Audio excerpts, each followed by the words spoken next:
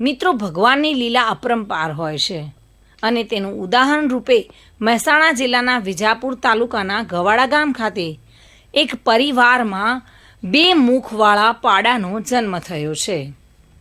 આ ખેડૂત પરિવાર ઢોર ઢાંખર રાખે છે, ભેંસો અને ગાયો રાખે છે અને ભેંસના ત્યાં 2 મુખવાળા પાડાનો જન્મ થયો છે.